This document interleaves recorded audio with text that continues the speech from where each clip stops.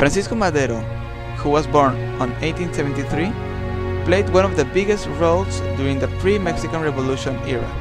Madero was a man against President Porfirio Diaz, so during the early 19th, he was opposing against several political candidates and as well as Porfirio Diaz in various political campaigns, establishing that his main goal was that Mexico needed a democracy as a political system instead of corruption. Due to Madero's ideology was opposing against Diaz, he was sent to jail. So once he's out of it, he decided to write two things. First, a book in which he stated which were the things in which Madero failed at his government, and at the same time he elaborated Plan of San Luis, which was a plan that consisted on villagers taking up their weapons or going against Porfirio Diaz. So in that way they will take him out of his government and once and for all establish democracy and return lands to the farmers. Madero received great support from the villagers who wanted their land back. So on November 20 of 1910, they all took up their weapons and went against Porfirio Diaz, which ended up taking him out of power and getting exiliated. At the same time, Madero was once and for all president of Mexico, and in this way, he established his all-time ideology. Mexico was once and for all a democratic country. Aside of this, more important things, such as the return of land to the villagers, weren't achieved. So many people started to get tired of Madero. So in 1913, after being betrayed by his man Victoriano Huerta, Francisco Madero and his brother were captured and murdered in the events of the 10 tragic days, ending in this way Madero's 15-month reign and leading Victoriano Huerta to the power. Emiliano Zapata was born on August 4, 1879 in Ananecuilco, Mexico. He was of mixed heritage and whose father was the owner of a small piece of land. In 1909, he was elected the leader of the Informal Defense Committee, which protected the interests of Ananecuilco. In 1910, after Madero announced his plan of revolution, Zapata organized the peasants into rebel forces by destroying the haciendas and stopping their expansions. He followed through with Madero's Plan de San Luis at the scheduled time and joined the start of the Mexican Revolution. The rebel movement kept gaining strength, and despite the Mexican government's expectancy of total victory within days, Zapata became a key figure in the rebellion. Eventually, the rebellion was successful and the Treaty of Ciudad Juarez was signed, which meant that Porfirio Diaz was removed from presidency and Francisco León de la Barra was named temporary president until the election of Madero in 1911. When Madero was unable to fulfill his promise to give back the land taken from the peasants by the haciendas, Zapata would cause another revolution against Madero. His new plan was to give 1/3 of all lands owned by the hacienderos back to the peasants with compensation, if he managed to make a successful revolution. In 1913, the new rebellion succeeded in usurping Madero, and Victoriano Huerta later killed him while in custody. Emiliano Zapata later fought against Venustiano Carranza in yet another rebellion. This time he faced defeat in several battles and was isolated in the town of Morelos. He was later killed during a trap set up by Carranza in 1919, and so that ends his story. Emiliano Zapata became the leader of his village in Ananecuilco in 1909.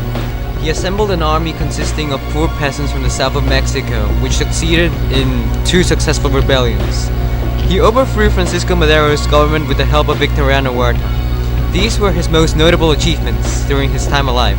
The main cause that Zapata had for his participation in the revolution was to give back the land taken from the peasants back to their rightful owners. This was the main reason he allied himself with Francisco Madero, as he didn't have strong opinions about the other aspects which supposedly became worse during the Porfiriato. While originally employing peaceful measures to achieve his goals, he nonetheless supported and led the violent insurrection against both Porfirio Diaz and Francisco Madero. His motto was Tierra y Libertad, and I'd rather die with my chin up than live kneeling down. José Doroteo Arango Arambula, or better known by his by name Pancho Villa, was born in June 5, 1878 in Durango, Mexico. He was one of the most famous Mexican Revolution leaders who fought against Porfirio Diaz and later on to Victoriano Huerta. He had a hard childhood in which he helped out his parents' farm, but everything changed when he shot a man who was harassing his sisters and being jailed for it. As such, he was born into the laborious life into the haciendas, where he and his family was oppressed. He later escaped from prison. During his youth, he became a common bandit. In a period of time where he made many useful contacts, or when he started to making his revolutionary army. As such, he was uneducated, but nonetheless was considered a good military tactician and had talent in handling international politics. Villa had a great admiration for Francisco Madero, as he was the one who inspired him to become a revolutionary and never lost his respect for Madero.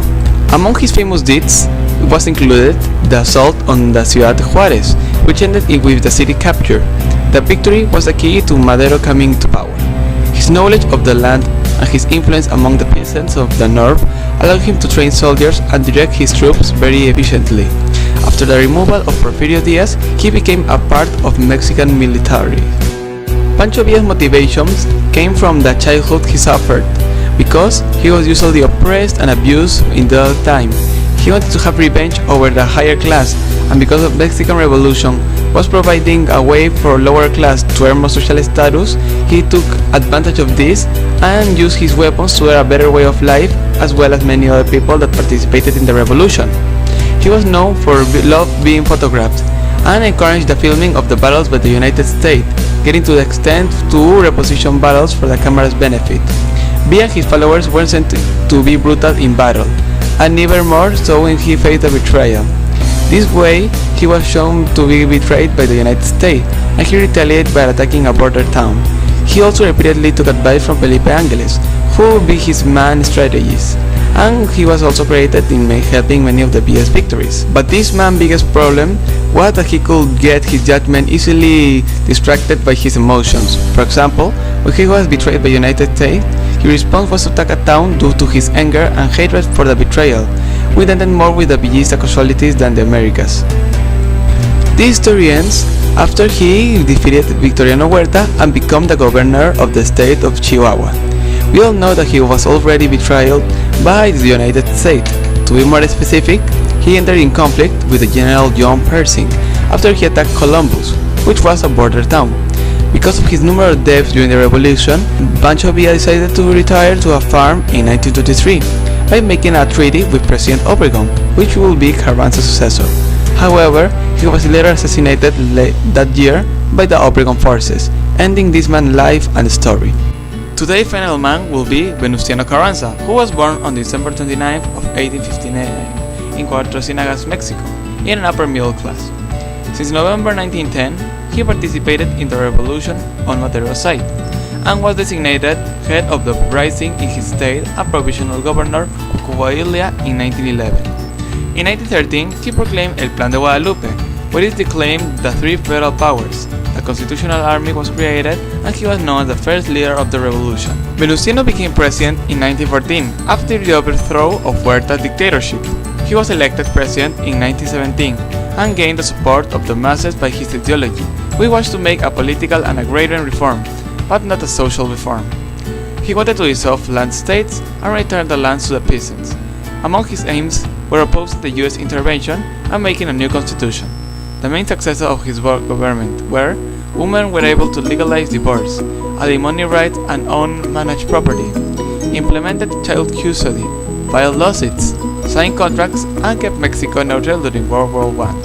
To try to restrain the revolutionary slaughter, Carranza formed the Constitutional Army to try to bring peace by the adoption of the majority of the rebels' social demands into the new constitution. He was able to gain the support of women, workers, and peasants. The main failure he had, and many of the demands of this revolution, was giving back the lands to the peasants, and was not completed because only a small part of the land was distributed, and did not end with the abuses of the hacendados. During his government, the working class suffered, and he ignored his promise of free education. Carranza was not able to stay in power long enough to enforce many of the reforms of the Constitution of 1917. Mexico faced a great decentralization of power, led because of the weakness of Carranza's power. In 1920, with Jens Plutarco Elias Calles and Adolfo de la Huerta, the revolution under the plan of Augur Prieta, and their agents assassinated Carranza on May 21, 1920. Plutarch now was Mexico president, and his reign was considered one of the most sanguinary and horrible of Mexico history.